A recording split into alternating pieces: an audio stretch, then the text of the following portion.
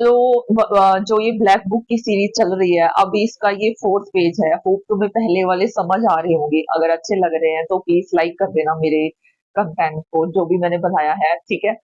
और अब क्या है, नेक्स्ट करते हैं शुरू फोर्थ पेज बिना किसी देरी के। आगे जाने से पहले तुम्हें पता है प्रोसेस, पीछे वाला एक बार रिवाइज कर लेना, ठीक है। चलो शुरू करते हैं। फर्स्ट वर्ड है प्लूटोक्रेसी। इसका मतलब हो गया government by the richest people of a country. मतलब जो गवर्नमेंट है वो रिचेस्ट लोगों की है, ठीक है, सबसे अमीर लोगों की है। तो इसको याद कैसे रखना है, मान लो ये प्लूटो है, प्लूटो एक ग्रह का नाम है ना, तो एक प्लेनेट का नाम है। तो प्लूटो के ऊपर जो लोग रहेंगे वो क्या होंगे, सबसे रिचेस्ट होंगे। तो ऐसे इसको याद रख लेना, प्लूटोक्रेसी का मतलब government by the richest people of the country. पोली जहां पे भी आ जाए, POLY, पोली का मतलब होता है बहुत ज्यादा। पॉलीग्लोट क्या होता है, एक ऐसा इंसान हु नोज यूजेस और राइट्स इन मोर देन वन लैंग्वेज। ऐसा इंसान जो लैंग्वेजेस को यूज करता है, कितनी लैंग्वेज को, बहुत सारी लैंग्वेज को यूज करता है, किसी भी वे में बहुत सारी लैंग्वेज यूज करता है, उसको बोलते हैं पॉलीग्लोट। पोली का मतलब भी क्या होता है, बहुत ज्यादा, ठीक है। तो समझ जाना है, ऐसे पॉलीग्लोट मतलब एक दो बार पढ़ो याद रहेगा। नेक्स्ट है सिनेक्योर, मीनिंग हुआ a job that who you are paid for even though. Sinecure, a job that you are paid for even though it involves little or no work।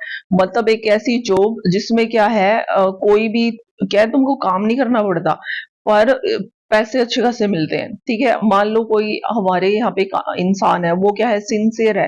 तो क्या है, सिंसियर इंसान है, तो हम उससे काम नहीं करवा रहे, पर हम उसको सैलरी दे रहे हैं क्योंकि वो सिंसियर इंसान है। मतलब अब सबसे बड़ा मतलब एज में सबसे बड़ा वही है, इसलिए ऐसे याद रख लेना इसको। नेक्स्ट है अमनेस्टी, मीनिंग हुआ an official statement that allows people who have been put in prison for crimes against the state to go free. मतलब क्या है, एक ऐसे लोग जिन्होंने क्या किया था, क्राइम किया था, ठीक है, और किसके अगेंस्ट थे, वो स्टेट के अगेंस्ट थे। अब उनको क्या कर दिया गया है, फ्री कर दिया गया, मतलब माफी मिल गई है। तो इसमें जो अमनेस्टी में जो वर्ड आ रहा है वो आ रहा है अमन। अमन का मतलब क्या होता है, अमन रहे, देश में शांति रहे, है ना, तो वो है ये अमनेस्टी, मतलब माफी दे दी, शांति होगी। Next is aquatic। aquatic का मतलब हुआ ग्रोइंग और लिविंग इन और नियर वाटर। कि aquatic, एक्वा जहां पे भी आ जाए समझ आना वो पानी से रिलेटेड बात होगी। AQUA, एक्वा जहां आएगा पानी से रिलेटेड बात होगी। तो मतलब क्या है, ऐसा मतलब जो जीव है कहाँ रहता है, वो पानी के अंदर रहता है या पानी के आसपास रहता है, उसको बोलते हैं। तो वो हो जाएगा एक्वेटिक। नेक्स्ट है आर्कियोलॉजी, मीनिंग हो जाएगा the study of culture of past and of periods of history by examining the remains of building and objects found in the ground। मतलब वो होते हैं ना, पुरातात्विक अवशेष मिलते हैं तो उनको वो लोग स्टडी करते हैं। जैसे कोई खिलौना मिल गया, बिल्डिंग मिल गई, ये कब बना था, कब मिली थी, ये कैसे गुम हुआ, इसके साथ कौन खेलता था, ये सारी चीजें, तो उसको बोलते हैं आर्कियोलॉजी। ये तुमने पढ़ा ही होगा बहुत बार। और जो स्टडी करता है उसको बोलते हैं आर्कियोलॉजिस्ट, और जो स्टडी की जाती है उसको बोलते हैं आर्कियोलॉजी। नेक्स्ट है बायोग्राफी। बायोग्राफी वो होता है कि मैं हूँ बायोग्राफर हूँ, ठीक है, और मुझे लिखनी है, एक बायोग्राफी लिखनी है। तो मैं लिखूंगी तुम्हारी। तुम हो मान लो, तुम्हारा नाम है आलू, ठीक है, और तुम्हारी मैंने लिखनी है बायोग्राफी। तो मैं तुम्हारे पास जाऊंगी, मैं तुम्हारी सारी कहानी सुनूंगी, ठीक है, फिर मैं उसको लिखती रहूंगी, फिर लास्ट में वो बुक छाप दूंगी। तो वो तो हो जाएगा बायोग्राफी। और एक होता है ऑटोबायोग्राफी। ऑटो का मतलब खुद, ठीक है। मान लो ऑटो है, ऑटो का मतलब खुद होता है। अगर ऐसे याद नहीं रहता, जो ऑटो है, ऑटो वाला ऑटो कौन चलाता है, ऑटो वाले का ऑटो कौन चलाता है, वो खुद चलाता है ना। तो वो क्या हो जाएगा, ऑटो मतलब खुद की बायोग्राफी हम खुद ही लिख रहे हैं। पर जो अकेला बायोग्राफी आ जाएगा, मतलब किसी और की बायोग्राफी हम लिखेंगे, ठीक है, मतलब किसी और की जीवनी को हम लिखेंगे। सीनिक, सीनिक का मतलब हो जाएगा someone who is critical of the motives of others. मतलब क्या है, जो दूसरों की बुराई करता रहता है उसको बोलते हैं सीनिक। सीनिक। सिंक, मान लो सिंक को याद रखो, सिंक से, जो सिंक में हमारे बर्तन पड़े रहते हैं ना, तो भाई तुम तो इसको साफ ही नहीं करते, ये वो फलाना, ऐसे करके सुना देते हैं ना कि ये क्या है, इसको साफ करो। सिनिक, सिंक से याद रखना कि जो दूसरों की बुराई करता रहता है, कि वो तो सारा दिन हमारे सिंक की बुराई करती रहती है। इमिग्रेंट, इमिग्रेट का मतलब हुआ a person who leaves his country to live in another. ऐसा इंसान जो अपनी कंट्री को छोड़ देता है दूसरी कंट्री में रहने के लिए। देखो इमिग्रेंट में क्या आ रहा है, ई आ रहा है, ई मतलब एग्जिट, ये एग्जिट कर दिया, छोड़ के चला गया। एक इमिग्रेंट भी होता है, आई से शुरू होती है जिसकी स्पेलिंग, तो इमी आई मतलब इनसाइड, मतलब आ रहा है, वो इन कर रहा है। पर जब ई वाला इमिग्रेंट आ जाएगा तो समझ आना इसका मतलब वो क्या कर रहा है, एग्जिट कर रहा है, जा रहा है यहाँ से, ठीक है।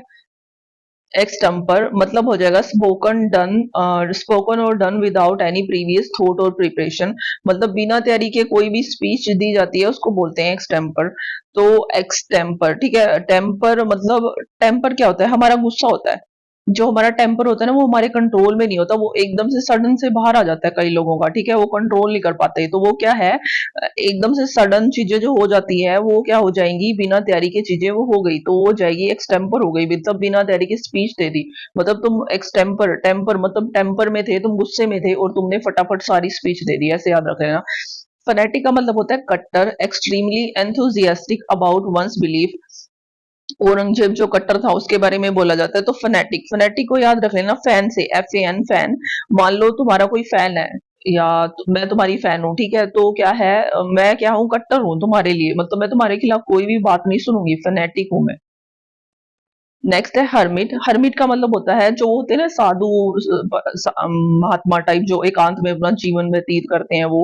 अ person who usually for religious reasons lives in a very simple life alone and does not meet or talk to other people, मतलब रिलीजियस रीजन से अलग रह रहा होता है, वो किसी से भी बात नहीं करता, ठीक है, तो उसको बोलते हैं हर्मिट। हर्मिट मतलब मिट जाएगा, वो अलग रहेगा, मिट जाएगा, अलग रहेगा, ऐसे याद रख लेना।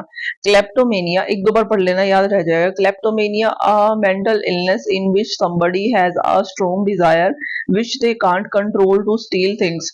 कहता है ये क्लेप्टोमेनिया ना एक टाइप की बीमारी होती है जिसमें ना इंसान को पता नहीं होता, वो अनकॉन्शियसली ना दूसरों की चीजें उठा लेता है। मतलब वो चोरी नहीं कह सकते इसको, क्योंकि वो अनकॉन्शियसली करता है ये सारा, उसको पता ही नहीं होता कि उसने चुरा ली, इसको क्लेप्टोमेनिया बोलते हैं। ये ना एक पहले लेसन आता होता था उसमें, मेरे को एग्जैक्ट क्लास नहीं है, याद नहीं है, उसमें आया था ये क्लेप्टोमेनिया।